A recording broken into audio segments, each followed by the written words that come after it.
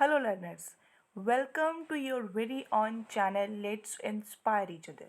So today we are going to discuss our next topic, business environment. ठीक है. So आज की इस वीडियो के अंदर हम डिटेल में डिस्कस करेंगे concepts and elements of business environment, जो कि आपका यूजीसी नेट कॉमर्स का फर्स्ट यूनिट है, जिसके अंदर हमारा business environment and international business है. सो आज हम स्टार्ट करने जा रहे हैं बिजनेस एनवायरनमेंट. सो सबसे पहले हमें ये देखना होगा कि एक्चुअल में जो बिजनेस एनवायरनमेंट है वो क्यों ज़रूरी है या फिर वो होता क्या है. Okay, understanding business environment is very important for any organization because the nature of business environment is highly dynamic and complex. कि किसी भी बिजनेस ऑर्गेनाइजेशन के लिए बिजनेस एनवायरनमेंट की स्टडी करना, उसको समझना बहुत ही इम्पोर्टेंट हो जाता है. बिकॉज जो बिजनेस एनवायरनमेंट है it is highly dynamic and complex. कि जो एक बिजनेस का एनवायरनमेंट होता है ना, वो बहुत ही ज़्यादा कॉम्प्लेक्स और डायनमिक होता है. डायनमिक का मतलब ये है कि बहुत ज़्यादा फ्लेक्सिबल होता है, कि आज कुछ हो रहा है कल कुछ और हो जाएगा, बड़ी जल्दी वो क्या हो जाता है, चेंज हो जाता है. तो हर एक बिजनेस ऑर्गेनाइजेशन के लिए ये ज़रूरी हो जाता है कि वो अपने बिजनेस इन्वायरमेंट को कम्प्लीटली स्टडी करे. ठीक है, लेकिन मैम बिजनेस इन्वायरमेंट होता क्या है, अभी हम स्टडी करते हैं. The environment in which a business operates, मतलब जो भी इन्वायरमेंट, जो सराउंडिंग्स जिसके अंदर एक जो बिजनेस है वो ऑपरेट कर रहा है, अपना काम कर रहा है, उसकी जितनी भी सराउंडिंग्स हैं उसको हम क्या बोल देते हैं, बिजनेस एनवायरनमेंट. जैसे हमारा एज अ ह्यूमन का एनवायरनमेंट क्या हो गया है ना, कि हमारी फैमिली है, फ्रेंड्स है, ये सारा हमारा क्या है, ये हमारी सराउंडिंग्स है, इसको हम क्या बोल देते हैं, ये हमारा क्या है, एनवायरनमेंट. और उसी तरीके से मैम बिजनेस का एनवायरनमेंट क्या होगा. बिजनेस का एनवायरनमेंट बच्चे, बिजनेस के competitors, customers, suppliers, policies, public, media groups, ये सभी के सभी और इससे बहुत सारे ज़्यादा क्या होते हैं, बिजनेस के एनवायरनमेंट के अंदर आते हैं. कि जो भी चीज़ें डायरेक्टली या फिर इनडायरेक्टली आपको बिजनेस को इफ़ेक्ट कर रही है ना, तो वो किसका पार्ट हो जाएंगी, आपके बिजनेस एनवायरनमेंट का पार्ट हो जाएंगे. Okay. The environment in which a business operates is full of opportunities as well as threats. कि जिस भी environment के अंदर एक business operate करता है उसके अंदर बहुत सारी opportunities भी होती हैं और बहुत सारे threats भी होते हैं. अब हम बात करेंगे कि opportunities और threats क्या होती है. सो जब हम आगे importance की बात करेंगे business environment की, तो वहाँ पे जाके हम इसे डिटेल में डिस्कस करेंगे.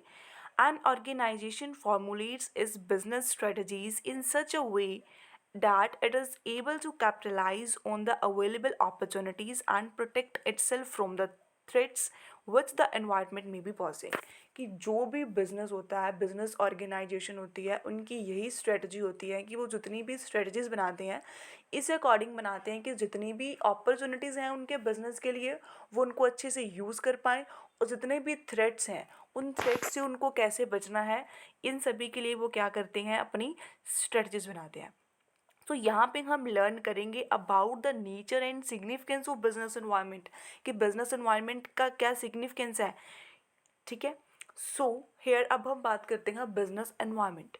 Business environment is defined as the total surroundings which have direct और indirect bearing on the business activities. जैसा कि बच्चों हमने अभी डिस्कस किया कि जो भी एक्टिविटीज़ जो हमारे बिजनेस को आइदर डायरेक्टली और इधर इनडायरेक्टली इफ़ेक्ट कर रही हैं, वो सभी की सभी एक्टिविटीज़ या फिर एलिमेंट्स को हम क्या बोलेंगे कि वो किसका पार्ट है, हमारे बिजनेस एनवायरनमेंट का. इसके अलावा अगर हम बात करें बिजनेस एनवायरनमेंट की, बिजनेस एनवायरनमेंट को हम बहुत सारे तरीके से लेके चल सकते हैं. कि हम ये बोल सकते हैं कि जो हमारा बिजनेस एनवायरनमेंट है वो एक्सटर्नल है या फिर इंटरनल है. एक्सटर्नल के अंदर आपका क्या आ जाएगा, एक्सटर्नल मतलब बाहर वाला. बाहर के अंदर क्या आ जाएगा कि जो भी आपकी डेमोग्राफिक फैक्टर हैं, सोशोलॉजिकल फैक्टर हैं, साइकोलॉजिकल फैक्टर्स हैं, ये आपके किसके अंदर आ जाएंगे, एक्सटर्नल के अंदर. अब अगर हम बात करें इंटरनल बिजनेस एनवायरनमेंट की, वैसे हम आगे से डिटेल में करेंगे लेकिन फिर भी थोड़ा सा ब्रीफ में बता रही हूँ आपको कि इंटरनल एनवायरनमेंट के अंदर क्या आ जाएगा, कि जो भी आपके क्लोजली रिलेटेड हैं, आपके सप्लायर्स हैं, है ना, कंपिटिटर्स हैं, कस्टमर्स हैं, ये आपके किसके अंदर आ जाएंगे, इंटरनल बिजनेस एनवायरनमेंट के अंदर. उसके अलावा जो आपका बिजनेस एनवायरनमेंट है ना, इसको हम क्लासीफाई कर सकते हैं as economic and non economic.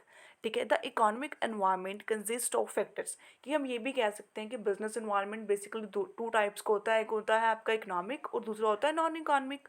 Then ma'am economic environment के अंदर कौन कौन सी चीज़ें आएंगी? सो बच्चा इकोनॉमिक एनवायरनमेंट के अंदर physical policy, monetary policy, industrial policy, the nature of economic system, ये सभी का सभी हम आगे नेक्स्ट वीडियो के अंदर डिस्कस करेंगे। सो डेफिनेटली आप उसे भी वॉच करना मत भूलिएगा, बिकॉज जो भी आपका इकोनॉमिक एनवायरनमेंट है, ठीक है, मॉनेटरी पॉलिसीज़ हैं, फिजिकल पॉलिसीज़ हैं, ये हम नेक्स्ट वीडियो के अंदर कवर करेंगे। The industrial policy, the nature of economic system, मतलब जितना भी इन्वायरमेंट जो हमारी इकॉनमी से रिलेटेड है, इकोनॉमिक पॉलिसी से रिलेटेड है, इकोनॉमिक सिस्टम से रिलेटेड है, उसको हम बोल देते हैं इकोनॉमिक एनवायरनमेंट। और उसके अलावा इकोनॉमिक एनवायरनमेंट को साइड पे रख के बाकी जितनी भी एक्टिविटीज़ या बाकी जितने भी एलिमेंट्स हमारे बिजनेस एनवायरनमेंट को इफ़ेक्ट करते हैं, हम उनको क्या बोल देते हैं? Non economic business environment. जैसे कि the non economic business environment refers to socio cultural, polity legal, technological and natural factors. ठीक है, इकोनॉमिक फैक्टर्स को छोड़ के जितने भी आपके कोई भी सोशियोलॉजिकल फैक्टर्स हैं, कल्चरल फैक्टर्स हैं, टेक्नोलॉजी है, जो भी आपके बिजनेस को इफेक्ट कर रही है, वो किसके अंदर आ जाएगी? आपकी बिजनेस के एनवायरनमेंट के अंदर। Okay, so, it may be noted that economic and non-economic environment can neither be separated nor identified exclusively। ये देखो बहुत ही इम्पॉर्टेंट बात है। हम ये नहीं कह सकते कि किसी एक बिजनेस ऑर्गेनाइजेशन को या तो सिर्फ इकोनॉमिक इन्वायरमेंट इफेक्ट कर रहा है या फिर नॉन इकोनॉमिक इन्वायरमेंट जो है इफेक्ट कर रहा है। ये जो आपके economic and non economic environment है ना, ये हमेशा क्या मतलब सेपरेट नहीं होता, ये हमेशा इकट्ठा ही क्या करता है? आपके बिजनेस को इफेक्ट करता है। Both interact with each other and their treatment in isolation is neither feasible nor of any significance. The economic environment determines the non economic environment and the same time it is determined by the non economic environment. ठीक है, कि जो हमारा economic environment है वही ही हमारा किसको determine करता है? नॉन इकोनॉमिक एनवायरनमेंट को। और जो हमारा नॉन इकोनॉमिक एनवायरनमेंट है वो किसको डिटर्मिन करता है? आपके इकोनॉमिक एनवायरनमेंट को। मतलब कि ये दोनों के दोनों एनवायरनमेंट एक दूसरे के ऊपर बहुत ज़्यादा रिलेटेड है ना। जैसे कि आपकी हम मॉनेटरी पॉलिसी के अंदर कोई चेंजेस होते हैं तो उसका इम्पेक्ट हमें नॉन इकोनॉमिक एनवायरनमेंट के अंदर भी देखने को मिलेगा। ओके, अब हम बात करते हैं इम्पोर्टेंस ऑफ बिजनेस एनवायरनमेंट। ये जो हमारा बिजनेस एनवायरनमेंट, इसकी क्या इंपॉर्टेंस है? Continuous environmental scanning help in visualizing the impact of social, economic, and political legal changes at the national and international level on its business and can take corrective steps। कि अगर हम timely business की scanning करते रहेंगे, business के environment को देखते रहेंगे, है ना, तो हमें कोई भी नियर फ्यूचर के अंदर आने वाली कोई भी चेंजेस होंगे, ऐसे लिखा है ना, economic and political legal changes at national and international level, तो हम टाइमली एक्शन ले सकते हैं। ठीक है, फॉर एग्जांपल आपका एक बिजनेस था कि आप क्या कर रहे थे? आप ब्लैक एंड वाइट टीवी को आप बना रहे थे।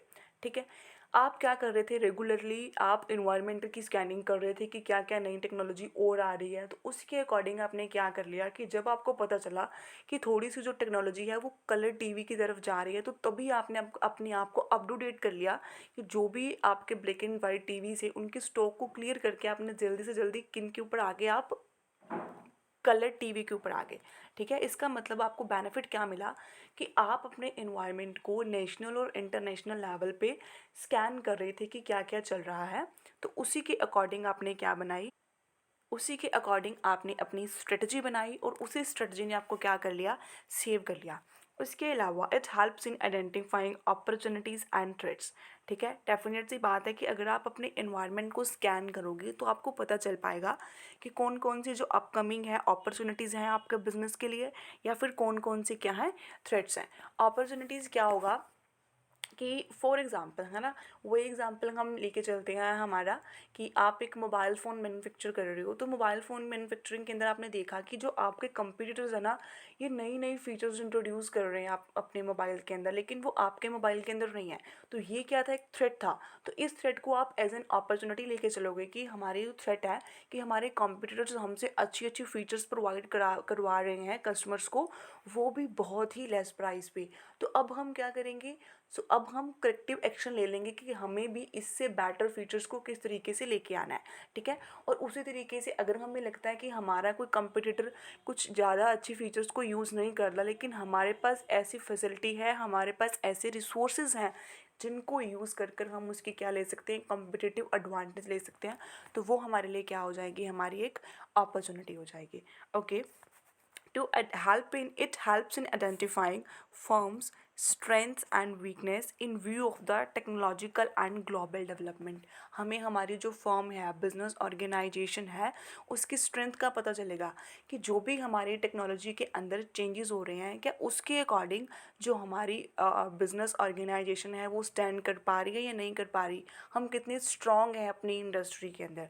To helps in evaluating the present strategies, formulating long-term policies and developing future strategies। कि जो भी हमारा बिजनेस एनवायरनमेंट है, इसी के बेसिस के ऊपर हमारी प्रेजेंट की स्ट्रेटजीज बनेंगी, हमारी लॉन्ग टर्म की पॉलिसीज़ बनेंगी और साथ ही साथ हमारी फ्यूचर की स्ट्रेटजी बनेंगी। It enables the firm to analyze competitor strategies and formulate the necessary counter strategies। जो अभी अभी हमने मोबाइल फ़ोन के एग्जांपल के अंदर बात की, ये वही पॉइंट को एक्सप्लेन कर रहा है ना। सो आपका है, it help the firm to adapt the prevailing condition and sometime even influence the environment in order to make it congenial to the business. कि लास्ट में हम ये कह सकते हैं कि जितनी भी प्रिवेलिंग कंडीशंस हैं, जो भी कंडीशंस मार्केट के अंदर चल रही हैं, आपकी इंडस्ट्री के अंदर चल रही हैं, तो बिजनेस एनवायरनमेंट हमें बताता है कि किस तरीके से हमें उस कंडीशन को अडाप्ट करना है, चाहे वो कंडीशन हमारे लिए फेवरेबल है, चाहे वो अनफेवरेबल है।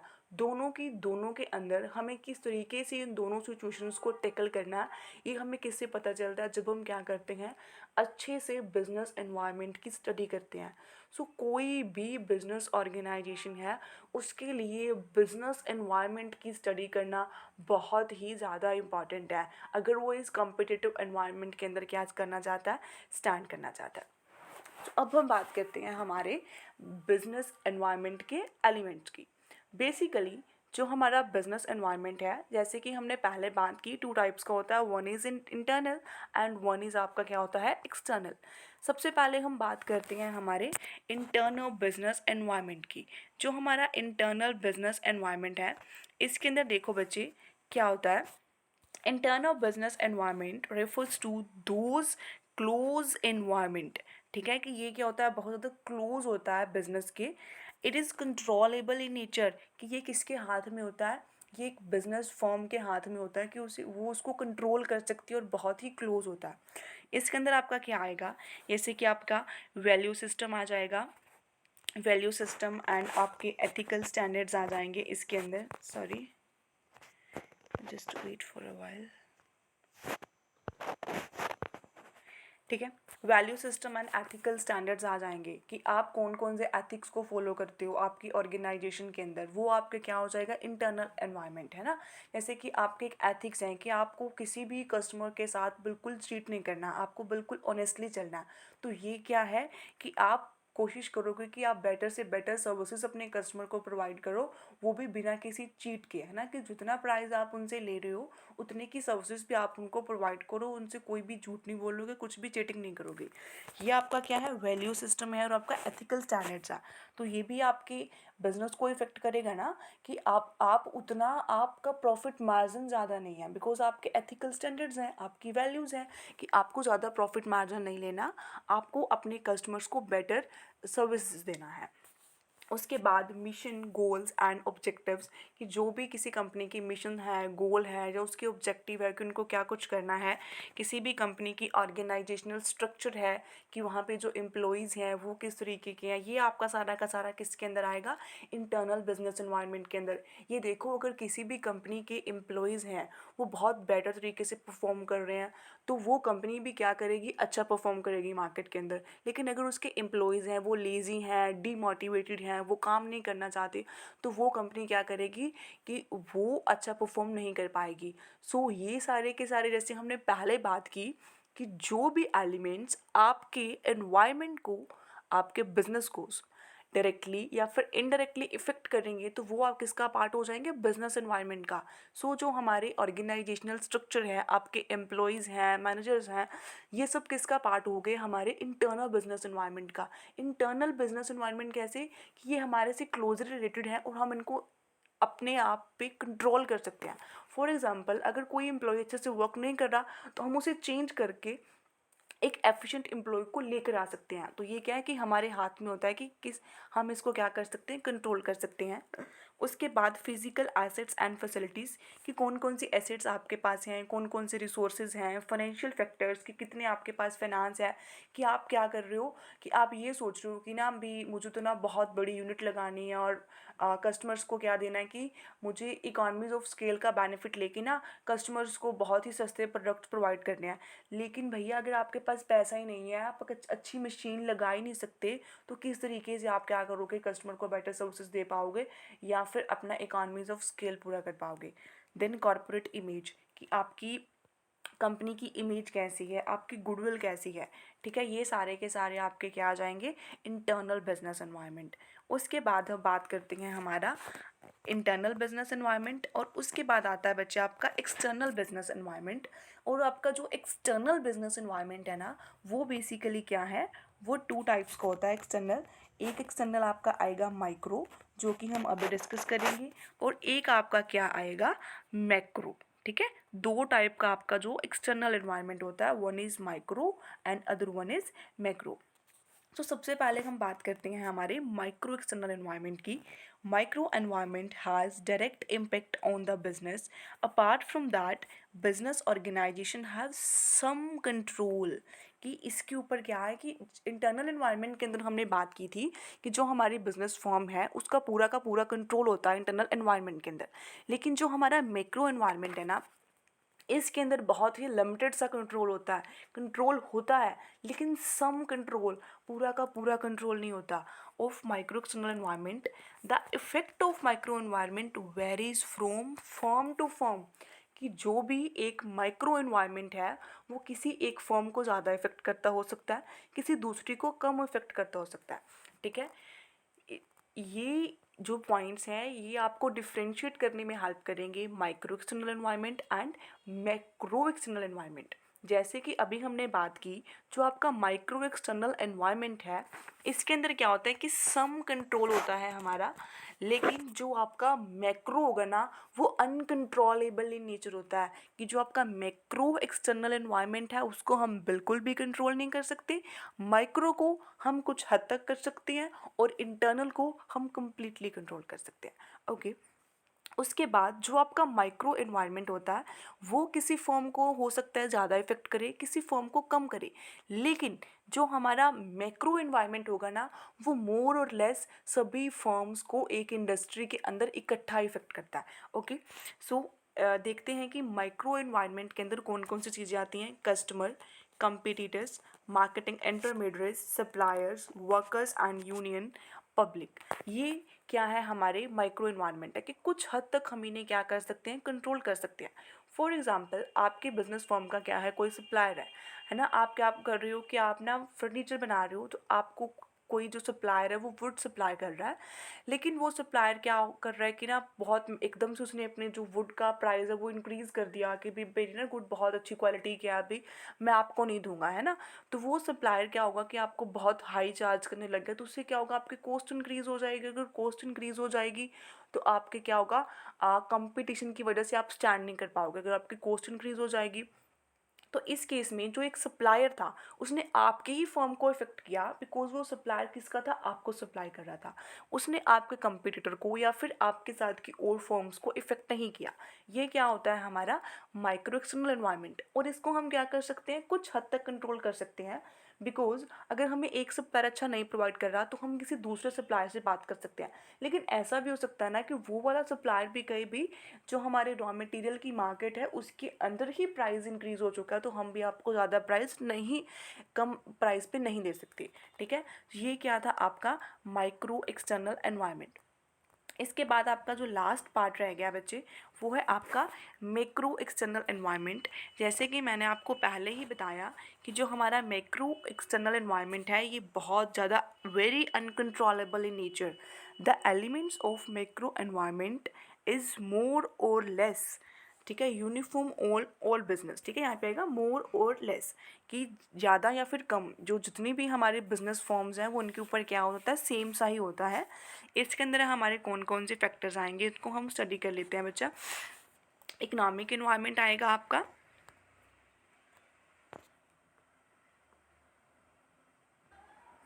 ठीक है, economic environment, political legal environment, socio culture environment, demographic, technological, international, natural environment. ठीक है, इकोनॉमिक इन्वायरमेंट के बारे में अब हम नेक्स्ट वीडियो के अंदर डिटेल में डिस्कस करेंगे, सो आप उस वीडियो को देखना बिल्कुल मत भूलिएगा।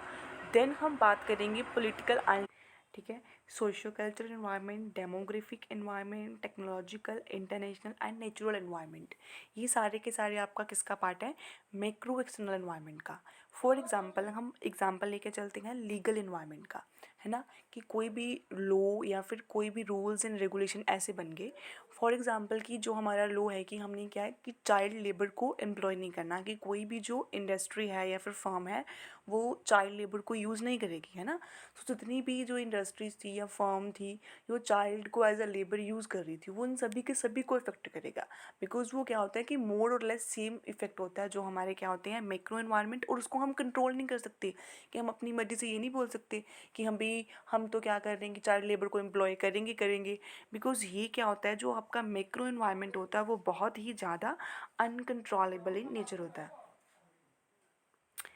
सो यही था आपका बेसिक बिजनेस एनवायरनमेंट का और उसके एलिमेंट्स का। ठीक है, और अगर आपको कोई भी डाउट रह गया है, आपको कुछ भी समझ नहीं आया, तो आप एनी टाइम कमेंट सेक्शन के अंदर पूछ सकते हैं। और अगर अभी तक आपने चैनल को सब्सक्राइब नहीं किया, then do subscribe the channel and press the bell icon, ताकि जो भी अपकमिंग वीडियोज़ हैं उसकी नोटिफिकेशन आपको मिल सके। बिकॉज जो नेक्स्ट वीडियो है वो आपकी इसी के ऊपर आएगी जिसमें हम डिटेल में हमारा economic environment, political and legal environment, so and so, जैसे कि आपका यूजीसी नेट कॉमर्स का सिलेबस है उसी के अकॉर्डिंग हम क्या करेंगे, पूरे तरीके से प्रिपरेशन करेंगे। और इसी के साथ साथ आपके सजेशंस भी ऑलवेज इनवाइटेबल हैं। आपको लगता है कि मैम इस वे के अंदर हमें ज़्यादा अच्छे से समझ आएगा या आप इस अकॉर्डिंग हमें प्रिपेयर करवा दो, so your suggestions are always invitable and keep studying, keep learning. Thank you for watching.